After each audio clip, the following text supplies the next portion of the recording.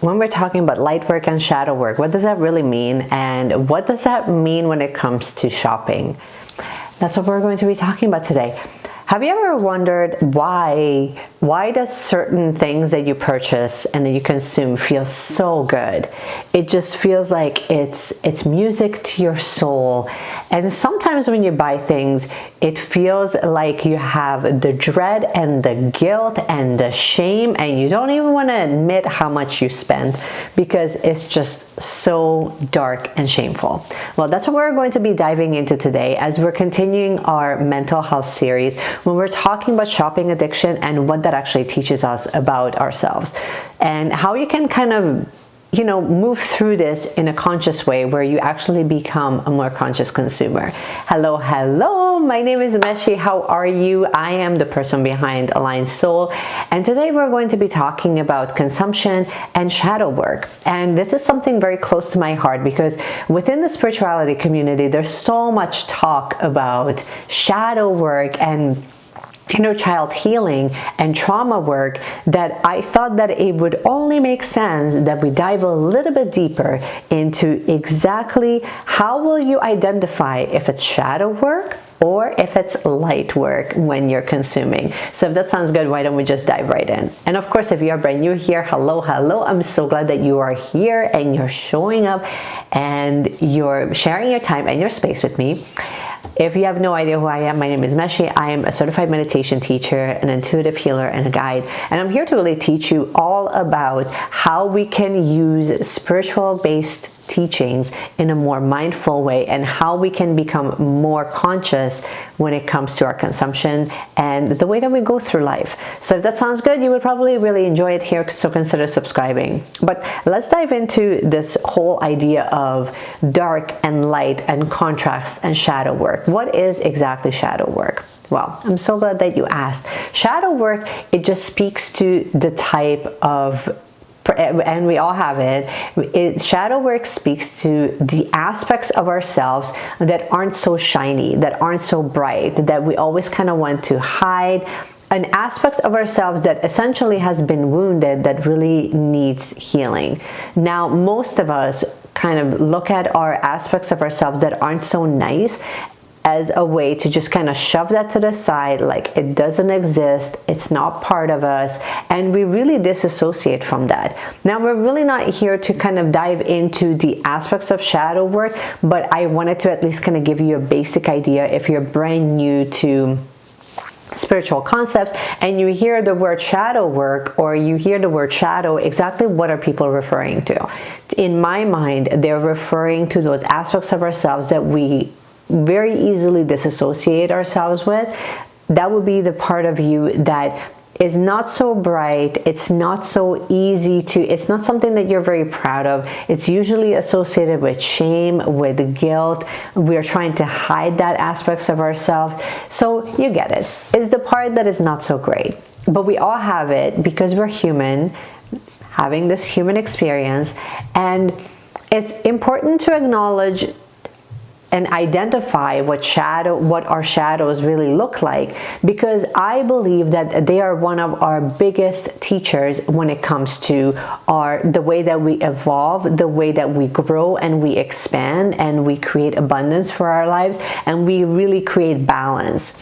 So while it might get a lot of flack, but both shadow work and inner child work are actually one of our biggest teachers, in my opinion. So having the ability to really lean in and really getting curious about our shadows is going to be probably one of your gateways. So it's usually the things that we resist the most is going to be the thing that will actually catapult you into that next level and into that next chapter of your life. So how does that feel how do you know when we're really dealing with shadow work? So glad you asked. You know that you're dealing with your shadow aspect of yourself when after purchasing something. So through activities, your shadow and your ego really has a way to kind of show its true colors. So usually when we're in neutral, when we're calm, when we're resting, when we're happy, generally the ego is generally pretty calm. But when we're going shopping or when we're involved with other people, that's sort of when you're giving your ego and you're giving that shadow aspect of yourself the opportunity to really come out and shine. So how does it feel on an energetic level? Because if you're using the body as a tool, then you know that the body always kind of gives you some feedback of how does it feel through certain activities. And that's how you can kind of tune in. Is it in alignment, or is it something that you kind of need to put off or just kind of revisit later or investigate further? So when things are not in alignment, when your shadow is really showing itself, you know that I'm going to refer this to shopping. So those purchases feel, you have a sense of weakness, like you can't resist it, like it's deeply irresistible, and you can't even identify really why. It also feels very constrictive, like there's a sense of guilt associated with it immediately, even before you actually buy the thing. So if there's a sense of lust, but then there's also a sense of shame, and also your ego and the shadow generally, especially when you're buying something, it's really loud. So if you're finding that it's a really mean voice that is yelling at you, asking you to do something, asking you that you should get this, you should have this, it's always generally attached to a sense of entitlement, like you deserve it and you need to have this, and somehow your life will not be the same unless you actually get the thing. So it's very loud, extremely demanding. So that's another thing too, that when you're finding that there's no pause in that internal dialogue, it's continuous flow of demands. And if you say no to one thing, it will find another thing that is just as bad, if not worse, and it's completely out of alignment. So the way that you would know that it's out of alignment is that it's too expensive, it doesn't make you feel good, it's really serving someone else's agenda, not your own. It's not really contributing to your own expansion. Those are all going to be signs that it's not in alignment for you. And then the last is that this internal voice of your shadow, it never rests. It continues on and on and on until you shift, until you do something physically. Then that's the only time that you would actually make it stop, essentially. Now let's talk about the light side. Now that we've identified all the shadows. On the light side of things, when you think about your purchases and when you think about consuming something, and you think about investing with a company, or you're purchasing from a small business, it feels like it's not coming from a place of weakness, but it's coming from a place of strength. So it's coming from a place of it's a completely contemplated purchase. You have completely thought it through. It generally aligns with your values. So that's another thing too, that you might find that sometimes if you look back on some of your old purchases that were in full alignment and it actually contributed to your expansion, it was an effortless no, or it was an effortless yes, because it absolutely contributed, and it was one of the puzzle pieces that you needed for your personal growth.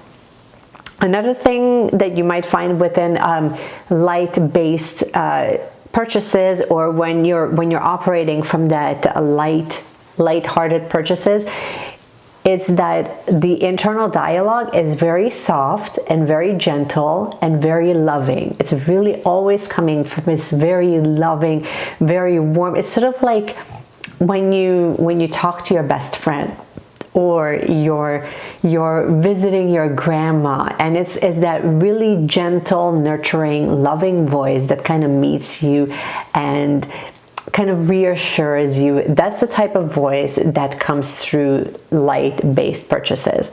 Now, the other thing is that it's never demanding. It's always very patient with you, and it gives you space for you to kind of think about it. There's no rush. There's no sense of deep urgency, because it keep presenting itself later on. And it always knows that if it's not this, then it'll be something better. So it never has this sense of lack associated with it. And on a bodily basis, when you tune in with the body, if it's a dark or if it's a light type of purchase that you're about to make, on an energetic basis, light, when something is in alignment, then you might find that it feels very expansive. You have a smile on your face. You feel excited.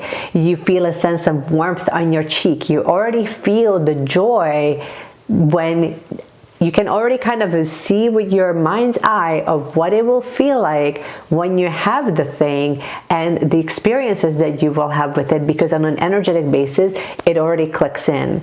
You already have it. On the opposite side of this, when you're operating from a place of ego and your purchases are coming from a place of ego, it does not feel good. It feels very constrictive. You might have a knot in your stomach. You might have tightness in your throat. It might also just feel like there's a sense of dread. So that's sort of when you know that that purchase, it might not be the right time, or it's just simply not in alignment for you. So those were like the basics that I kind of wanted to go over with you. Now, I will mention this. If you're finding that not only that this is helpful, but that you wanted to really find a way where you can work through how we can take you from, you know, having this misaligned shopping experiences when you're constantly consuming, whether it's shopping or social media, and you wanted to kind of create the change and you feel like this is your next right step, please stay tuned, because at the end of this series, I'm going to not only have a quiz available for you to check out where you can see if you are addicted to shopping, and also we're going to be moving into the fall when we're going to be launching our very first course, when I will teach you guys how you can go from an energetic basis of being addicted to shopping into being an aligned and conscious consumer. So if that sounds good, then please stay tuned and watch this full series all the way through, because I will be releasing this every single week, and then you will have the link to actually sign up for the course in the description. This is all I wanted to share with you guys. I hope that you found this helpful and useful. Here is your question of the day. Out of all of the things that we have covered within shadow work, what is one thing that you have experienced the most? Because I think that all of these things that I have listed, we have all experienced at one time or another. But let me know in the comments, what would be the one characteristic when you were making a misaligned purchase? What is the one thing that was constantly coming up more frequently? I would love to know. And in the meanwhile, keep seeking wellness seekers, and I cannot wait to see you in my next video. Bye.